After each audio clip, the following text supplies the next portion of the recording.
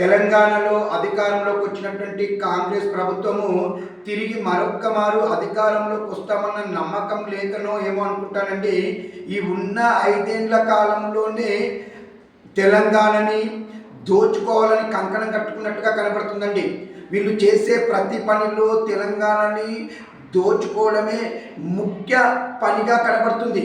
ఎవరు తోచినంతగా వాళ్ళు మంత్రులు, ఇటు ఎమ్మెల్యేలు, ఇటు ఇంకా పెద్ద పెద్ద పోస్టులున్న ప్రతి వాళ్ళు కూడా అడ్డగోలుగా దోచుకుంటున్నారండి.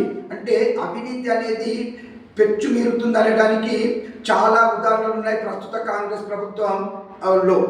అంతేకాదండి, వీళ్ళు ఎలా ఉందంటే అడ్డగోలుగా భూములను కూడా అమ్మేస్తున్నారు. ఇప్పుడు చెప్పుకున్నటువంటి ఇల్టు పాలసీ ద్వారా ఏం చేయబోతున్నారు అనేది మీ అందరికీ తెలుసు. అదే కాకుండా మున్ముందు తెలంగాణలోని గ్రామ పంచాయతీలకు సంబంధించినటువంటి గ్రామ కంఠం భూములను కూడా ఢిల్లీలోని ఒక సంస్థకి కట్టబెట్టే ప్లాన్లో ఉన్నట్టుగా సంకేతాలు అందుతున్నాయండి.